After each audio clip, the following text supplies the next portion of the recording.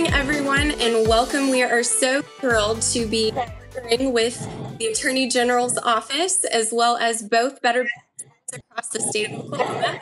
I am your host for today. I'm Allison Abbott, the Vice President of Communication in the Central Oklahoma, or Oklahoma City office, as it were. So first, I want to welcome Attorney General Mike Hunter. Good morning, Mike. Good morning, everyone. Thank you for being here. And we have Amy Mitchell. She is the CEO and President of Better Business Bureau of Oklahoma and Tulsa. Amy, say hello. Hello, thanks for having me today. Absolutely, glad you're here. And finally, we have Kit Letcher, our President and CEO of Better Business Bureau of Central Oklahoma in Oklahoma City. Kit, welcome. Good morning. Thanks for being here. Absolutely. Well, first, for those of you that don't know these folks well, let me share some quick background information. So Attorney General Mike Hunter, he is the 18th Attorney General and was elected November 6th of 2018. And in this role, the safety and security of all Oklahomans has remained his top priority. Last year, under his leadership, the Consumer Protection Unit of the Attorney General's office filed felony charges for 24 cases, and this was a record for that unit.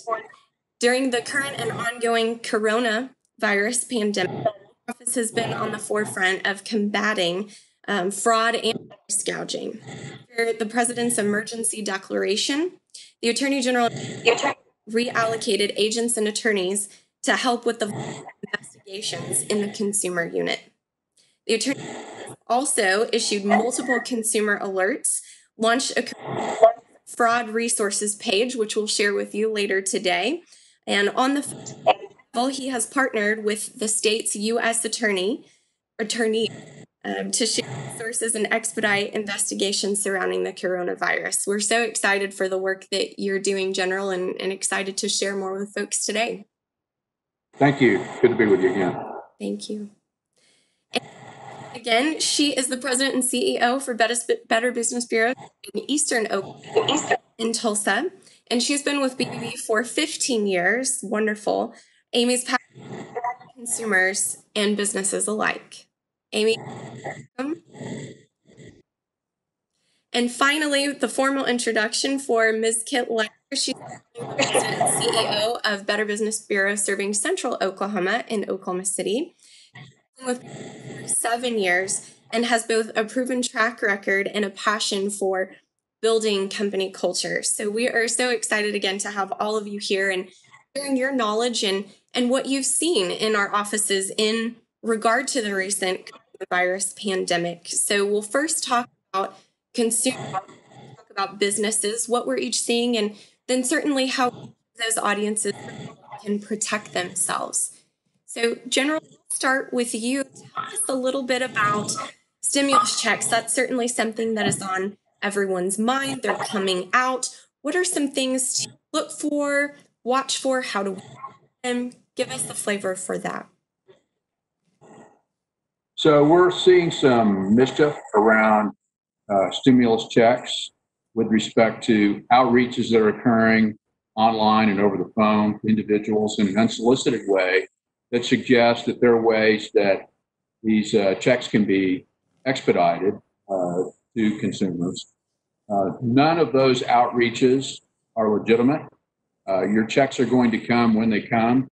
For most folks, if you filed a tax return, you're going to get your check either by mail or if you authorized electronic deposit, they'll go right into your bank account. So any individuals that, again, are doing something in a way of soliciting you and advocating or alleging that they can help, they're in the process of committing fraud. Those are scams. So it's the first piece of advice that I would give to those who are watching today. Be on the outlook for those who are attempting to help you with your checks from the government. They're up to no good. There's a big question, General, out in the world and online, certainly, about the time frame in which those of us can expect to receive our checks. Any updates or news there that you can or would be willing to share? So those checks are being distributed as we speak. I know of individuals who've already received their check. The undertaking is mammoth. We have several 100 million people who are going to be receiving those checks. And for those individuals who haven't filed a tax return in the past 2 years, that's going to be an impediment. So if you don't have a return filed for 2018, if you haven't gotten a return in for 2019, those need to be expedited. My son's in the process of filing a return for 2019. This is his first year as a legitimate wage earner. He's just out of college, so he's in that mix of people that need to get their return filed so that they can be qualified and eligible to receive a check. So get those returns done if you haven't had a return filed on your behalf either in 2018 or 2019. Wonderful. Thank you. Additionally, we're all reading a lot about fake test kits. What's going on there? So the FDA has not authorized home test kits for the virus. The concern is you may very well have a false sense of security by buying one of these tests and administering the test to yourself and having the test tell you that you're okay. There is just a great deal of danger with regard to using these tests. Again, there are no at-home tests that have been approved by the FDA. And what we don't want is somebody buying this test, taking it home, administering it, and thinking that they're okay, and later finding out that they have the virus, and not only do they have an exposure to and are in a position where they've really got to quickly give attention to and take care of themselves, they may be transmitting the infection unknowingly. So these advertisements for at-home test kits for the coronavirus are not legitimate. Thank you. That's great advice. So it sounds like we certainly have at BBB had quite a few scam-related calls in regard to COVID-19. What are some of the varying scam calls, emails, or just scams in general in regard to the pandemic that you all are seeing, hearing about, about? So in Oklahoma, the Attorney General's office has authority to address, prosecute if necessary, those who mark up goods or services subsequent to the president's declaration of a national emergency back on March 13th. So that statute is there, again, to ward against retailers, those who sell goods or services, taking advantage of folks during this crisis. So you can mark up, but your markup cannot exceed 10%. We've had north of 400 complaints that we've looked into. I'm happy to report that most of those complaints have not turned out to be violations of the law. We have seen some complaints where there has been a markup over and above the 10%, and we've been successful thus far in, through information and persuasion, getting retailers to adjust their prices. In this environment, it's just important everybody comply. And so if we can work with someone and get them into compliance without turning it into something very serious, that's our first resort in these cases. But we're taking them very seriously. We've as I think you said, we've doubled the complement of attorneys and investigators to consumer protection. So it's just a very important exercise that, again, is our responsibility under statute whenever there's a crisis, and this statute, this price stabilization statute, comes into effect. Absolutely. Thank you. I know that your office and our office, the Better Business Bureau of Central Oklahoma, we recently were interviewed by a local station and shared a segment together. Gosh, there are a great deal of different types of scams that are taking place. Are there any specific ones that you all are receiving more calls about than others? So the general advice that we give, and is particularly appropriate in this environment, in the middle of a crisis, verifying who you're doing business with, not accepting solicitation from individuals or entities that you don't have a connection with, that you're not familiar with. It's important generally, but it's even more important now. So working within the network of providers, the network of businesses that you routinely do work with, that you routinely buy goods and services from, is really the best advice. Unsolicited emails are particularly of concern and should be of concern to consumers. What we are seeing is emails that look to be from a legitimate source, be it the IRS or the World Health Organization or the Center for Disease Control.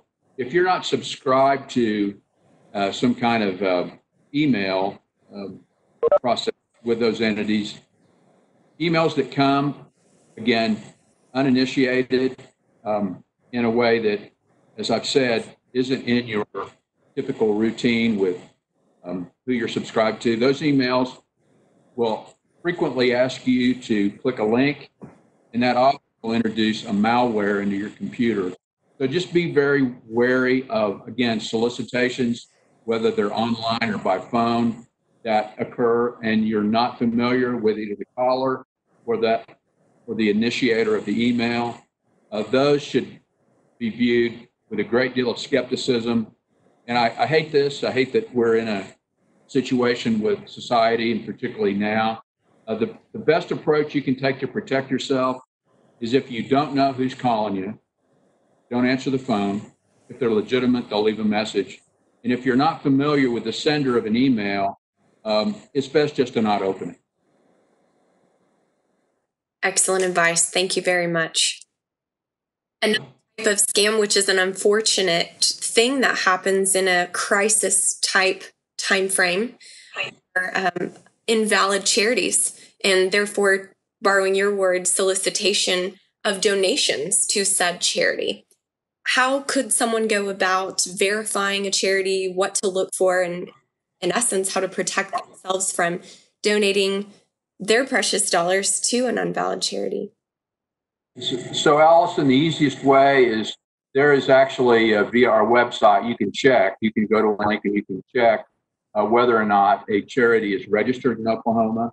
If you're not registered in Oklahoma, you can't solicit donations in Oklahoma. So that's the easiest way to verify a charity that you're looking to contribute to. Again, the best advice is stay within your network. I don't mean to diminish the work or the efforts of newly created charities, but the safest thing is work within your network of charities that you're familiar with, that you frequently contribute to. Again, I hate it that this is the advice I have to give, but it's the best way to protect yourself. Indeed. So I mentioned, as I introduced you all have created this lovely website providing resources during the pandemic. So I'll share that with the audience here today. General, is there any specific link you'd like me to click on, and I'll drive, and so that way you can share some of the information and where people might look here? So the link is our webpage at oag.ok.gov. And I just encourage folks, the team here has worked very hard to put this resource page together, giving people up to the minute information about what's going on with the epidemic, about the scams and frauds that we're seeing. So again, hats off to the team in the AG's office for their good work in putting that informational resource together. And again, the best way to access it is just go to oag.ok.gov. And there's a link right there on the opening page to the website. Excellent. Thank you.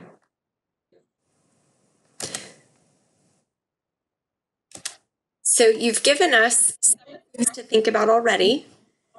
Are there any other tips, tidbits, advice you might share, generally speaking, during this current landscape of what people should look for and how to further protect themselves?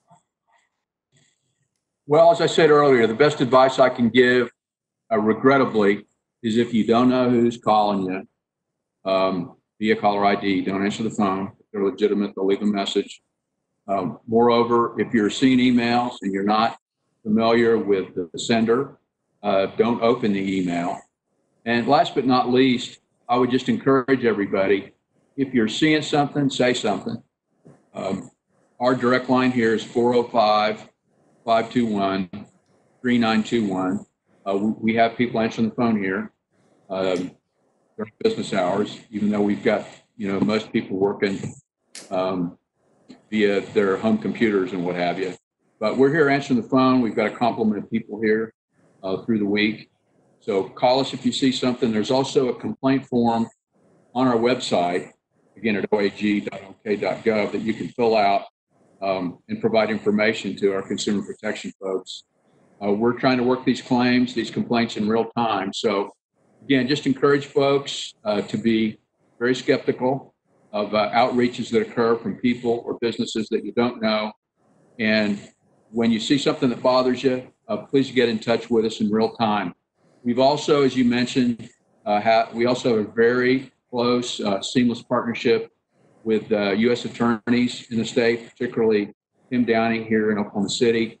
And so we can deploy not only state resources, but federal resources working with them. So I just wanted to, report that your tax dollars are at work.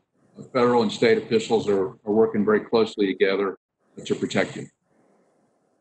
And let me just say, for those dialing in, we greatly appreciate that and the work that you all are doing. Thank you so much. You're very welcome. So let's switch gears a little bit and let's talk about businesses and things that businesses should look for, might consider doing. Amy, let's start with you. So many of us have different vendors and different bills, and all business owners, leadership teams are looking at their P&Ls right now, trying to figure out how to save, pinch a penny, if you will. So if you had to defer some payments, what are some things that folks should look for, might consider, what have you? Well, I think the first thing is we are getting a lot of calls from businesses, and first thing that they don't want to have to lay off their employees, and they're trying to figure out how to save a dollar here, save a dollar there, so that they can maintain the staff that they currently have. So Better Business Bureau is recommending that businesses look at deferring some payments. If you haven't already set up this type of relationship with your vendors, now is a good time to start. You can ask for a net 30, net 60, net 90. If you already have something set up, then you may even ask for a net 120 days out. I know businesses that have built relationships with you are going to be much more appreciative that you reach out ahead of time instead of going into their collections and possibly getting late fees. Not all businesses have to adhere to deferred payments, but right now we're all in this together. So asking for deferred payment from your current vendors is a good way to at least get started, and maybe even help out your business for the next week or the next month, just to get you by. Absolutely. Are there, Amy, as businesses are looking at saving money this time with an unknown future, of course, that they might consider asking? So something perhaps in addition to vendors. Yeah, so besides vendors, there are a lot of loans out there. We've seen a lot of the SBA loans, bank loans with low interest rates, lines of credit, refinancing. There's so many different things that businesses can look at. But then on the back end of that, scammers come around. Anytime we have a crisis, you get the scam artists coming out of the woodwork. They're going to take advantage, unfortunately. So one thing we really want to advise business owners on is predatory lending. There are lots of different types of predatory lending, different versions of this. One of the things is charging excess fees and unnecessary fees.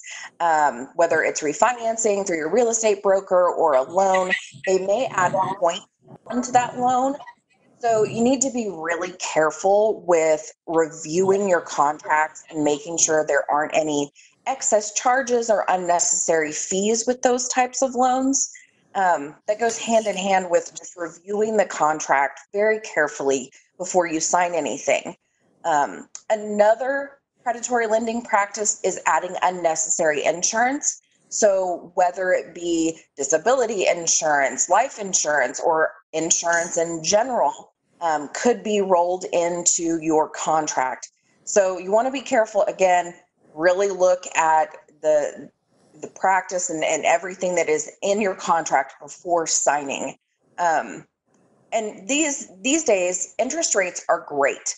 So if you're being steered towards a high interest rate loan, be very careful, because if your credit is good, you should probably be getting a really good interest rate right now. We know that the feds have approved all kinds of loans for us business owners that have great low interest rates. So be really careful if you're being steered into a high interest rate loan. Excellent advice. Thank you. So, fraudulent small business applications or grants, you mentioned, you're right, there are a lot of ways in which we can apply for various funding right now. But talk to us about some of the fraudulent things that are taking place around that, because people may not know what to look for. Right. Especially with grants. If you are looking for a grant for your company, because most of us, even though we might be looking at loans, if we can get a grant to save our business or save part of our business, we want to go to grants.gov. That's where you should go to look for those grants. If you do just a random Google search for grants, you're probably going to come up with a lot of scam websites. And you may see social media posts, you may be getting text, phone calls, emails. Just like the Attorney General said, be really careful about clicking those links that could download malware. If you're not expecting it, do your own research first. And don't give out any personal information or bank information when you're doing your initial investigation. We are seeing a lot of social media posts where, hey, you can get a grant for your business. So remember that the government does not post on social media. So that's the first thing to look for. They're not going to put out an ad saying, hey, we're going to give you some money. So be really careful there. They're also not going to text you or email you. You'll have to do the research on your own. But be careful what websites you go to and really, really do your research. If you do get an email and you're interested and you click on something, be very careful to know that there are a lot of lookalike websites out there. So you may go to a bank, or you may go to what you think is a government agency that's going to offer a loan or a grant, and it may look very, very similar to the same website as a legitimate website, but it may have a different web address at the top. So be careful for those lookalike websites. Wonderful advice, Amy. Thank you so much. Thank you. You bet. Kit, let's segue to you. So, as we all know, the tax filing deadline has been moved to July of this year, 2020. And so, fortunately or unfortunately, whatever it is for you, we are still very much in tax season. So folks might still be working with CPAs, or perhaps just choosing one and getting started, and or they might be now looking toward doing tax planning for the remainder of their 2020.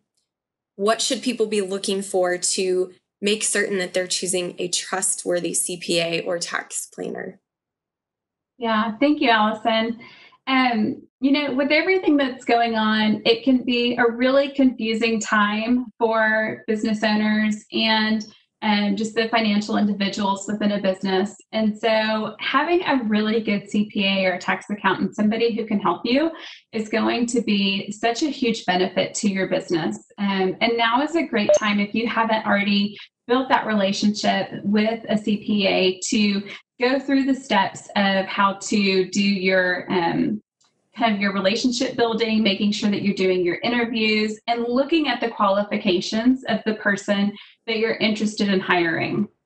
There's a lot of different loopholes within the tax code and things to watch out for. It's something that's constantly evolving. So you want to make sure that you're working with somebody who's always doing a good job of staying on top of continuing education, and that they are educating themselves on the updates and the changes. And I would say, especially this year, that's a huge issue, because we have so many new tax credits that are now available to businesses. So as you are interviewing CPAs and talking to them about how they can best fit into your business, and if they're a good fit for how the two of you can work together, those would be the types of questions that I would ask. How familiar are they with the types of changes that have happened this year due to coronavirus, and what effects they're having on your business? And in addition to filing your taxes, or if you need to do an extension, are they able to help you with those different things, whether it's using the tax credit on your 941? Are they able to help you defer payroll taxes, which is something new that just came out this last week with the IRS? So can they help you walk through that process? And we've even seen some business owners really utilize their CPAs in a great way as far as helping them fill out their SBA loan information and the PPP loan information, because that can be, as a business owner, a really daunting task to take on. So it's a great way to utilize somebody who has the expertise to do that. But that's a conversation that you need to have on the front end with your CPA as you are engaging them in those services. Because if it's going to cost you additional monies, if it's going to take additional time, if it's going to delay other things that you will need in order to prepare for your taxes to have them ready for July, those are things that you'll want to know ahead of time and understand the financial risk that you're taking with utilizing those additional services. So I would say this is a great time when we maybe have just a little bit more time to do our homework, to start having those conversations with CPAs, to do your background checks on them as far as making sure that they are credentialed and licensed for the type of work that they are doing, looking at reviews for what other people have commented on that individual or on that firm that you're thinking about using. And also asking for references if they would let you talk to other business owners that they're providing service to, and getting a feel from them on the type of service that you should expect from that CPA. So it's a great time to do your homework, but to also build a relationship so that going forward, this is somebody that's really integral to the success of your business. Kit, thank you. And I bet I know a website that you know of where people can go find reputable CPAs if they might be in the market for one. I do, absolutely. So bbb.org is a great resource for businesses and consumers alike to find somebody to help them with their taxes or other financial issues that they're looking at. It's great because it's a completely free resource for individuals to use. And as Mike and Amy have both talked about, there are a lot of scams that come out of the woodwork whenever we start getting into really financially sensitive topics. And obviously tax time is one of those. So being able to utilize Scam Tracker on our website is another great resource for people to look at to see if perhaps they have fallen victim to or been solicited by somebody who has malicious intentions regarding their business or their personal entity. Thank you. Attorney General hit on this a bit earlier, but let's unpack this a little bit more about price gouging. I think we've all heard or watched on the news, perhaps at the start of the pandemic here in the U.S. multiple weeks ago, face masks of varying kinds. That was a big topic of conversation regarding price gouging, but there are other things that are taking place. Now, in this regard, Kit, tell us a little bit about what businesses should not do. We heard from General earlier about we can't go above the 10% market, but are there other things that businesses should be aware of, weary of, watch for, so that they can ensure they are not sort of committing price gouging? Yeah. Well, I would say the 10% rule is obviously something that people should keep in mind, not just now when we are in a disaster declared situation, but really year round, because this is a great opportunity for businesses to show their consumers or other people that they're doing business with how they're going to treat them. It's a great time to build a relationship. And unfortunately, because everybody is feeling just extreme kind of emotions whenever it comes to the coronavirus and the different situations that we're all in, people remember how they're being treated by businesses in this significant time in our lives. And so that's something that business owners really need to take into consideration before they start changing their prices, before they start changing maybe their return policies on goods or items that they have sold, and not start working outside of what are their normal operations of integrity. So if you have core values and core things that you have always done as a business owner, while we're in the face of something obviously very different and people are facing significant financial hardships, this is not the time to make significant changes to your business operation and how you're charging people or how you're interacting with them outside of, obviously social distancing and doing curbside pickup and things like that. But this is a really great opportunity to stay tried and true to your core values as a business owner, and showing that same level of integrity with the employees in your business. Making sure that you are being very upfront and transparent in how you're treating people and showing them, this is how we've done business for the last 5, 10, 15 years, however long, and we will continue to operate in this way. So we're not raising prices, or if we do raise prices, it's a minimal amount to cover some additional costs that we are incurring as a business due to social distancing or those kinds of things. A good example is we have a really great Mexican restaurant here in Edmond that my family utilizes. And because they're having to do a lot more curbside pickup, they're doing a lot more takeout, their prices have increased for the to-go containers that they are now having to provide to every single order that they are producing. And so they did a really great job of going on social media, and then anytime you order from their restaurant and saying, we've incurred a little bit of an extra cost because of this. So we've added just an additional charge because of the to-go containers. And they explained it completely so that as a consumer, we understood what we were working with, but also understood that they're doing the very best that they can in this current situation to provide the best level of service. And it was a really small markup. It didn't obviously reach that 10%, but they did a great job of just saying, you're going to see things look a little bit differently, but we are working really hard to provide you the same level of service that we always have. So I think this is a great opportunity for businesses to just be transparent and forthright in how they're operating and what they are experiencing and how they're trying to overcome those obstacles and provide new solutions. Kit, that's a great example. I appreciate that you took us through that and gave us an example so people can wrap their brains around, if they hadn't already, of what that looks like in the best possible way. That sharing is key. Yeah. General, give us a flavor for what the law says about price gouging so that we're all really clear on what to do and what not to do, if you will, here. So when we get a complaint, Allison, our approach is, and Kit and Amy, please emphasize this to your members. Our approach is not that you're guilty until proven innocent. We very carefully approach this on a compliance basis. I like to say that our approach is to inform and persuade. We also take into account market forces that are outside a retailer's control, and we've actually seen that with some commodity products, particularly eggs. There's been some increase in the price of eggs. Our research indicates that is a product of commodities market, and it's not anything that retailers had control over. If they were going to be able to buy eggs and provide them to the public, there was a markup that had to occur because of the wholesale price of the product.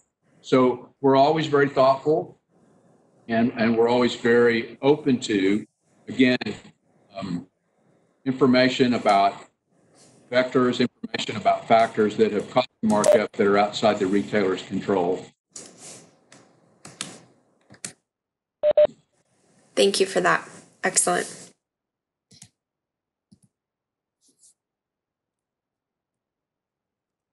So Amy and Kit, you each talked about several things that people can do, look out for, people in business. What are some other things that people might consider looking for or avoiding potentially in order to protect themselves in a time like our currently in scale? I think one thing I want to touch on is staying informed. This culture right now that we're in is changing daily. I know for myself, it's minute by minute. We're getting, emails. This has come up. This scam has come up. This has changed. Now this is this. So for business owners, I would say keep in contact with your BBB and the Attorney General's office. Check their websites often to see what articles they have posted, to see what's new. Make sure that you've subscribed to our email and that you're checking that bbb.org/coronavirus. Just keep informed and really do your research and make sure you're up to date. Thank you. Kit, thought and question. Yeah, I think the last thing I just really want to touch on is a lot of the business owners that we work with at Better Business Bureau are small business owners. They wear all hats and they are trying to figure this out very much for themselves. And not only are they working by themselves, but they're now isolated, probably at home, and not able to interact with the people they're normally used to. And so this is a really great time to lean on the vendors and the other people who provide services to your business that can be of assistance and are looking for ways to really provide you with that additional assistance. And I'll use an example of the gentleman that is our insurance agent. He does all of our building insurance, D&O insurance, our employee insurance. And he reached out to me actually a couple of weeks ago and just said, I want you to know that I'm here for you. And I'm curious what your operations look like right now and how can I best be of service to you. And I just said, here's the areas where we are looking at making financial cuts, or I need to reevaluate how much money we're spending on this, or do you have a contact in this area? And he was just a great resource for me to help provide me with additional contacts, but also another person who's invested in making sure that my business is successful. And so I think sometimes we forget that those people are on our team and they really want us to be successful, and we need to utilize that expertise. And if you don't have somebody that is currently helping you with those different areas of struggle or strain in your business right now, this is a great opportunity to hire somebody and really get a sense of how they're going to help your business be successful. And again, going to bbb.org in order to start that process of evaluation, using the AG's website to look for any complaints that may be available, and making sure that you're doing your homework while you have time to do it, and just really doing a good evaluation of your business and who can be the most help to you in this time of uncertainty.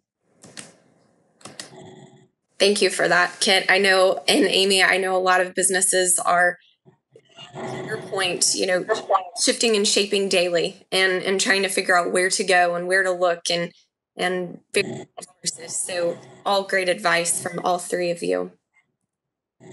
So it's been mentioned a few times, but if you are interested in reaching out to, looking at the websites for those varying types of information, updates, articles, what have you, here are the links to the 3 different offices here for our folks that joined us today and provided you this information, as well as phone numbers to call their main office or email addresses for inquiries if you're not quite sure otherwise and might perhaps feel more comfortable sending an email rather than picking up the phone. General, Amy, Kit, I appreciate all of you sharing this information. No doubt it will be extremely helpful for consumers and businesses during this time. And lastly, I just want to personally thank all of you for your leadership and information and partnership in this time. Thank you for leading us all through this landscape. Have a great afternoon, everyone. Great. Thank you so much. Thank you. Thank you. Thank you all.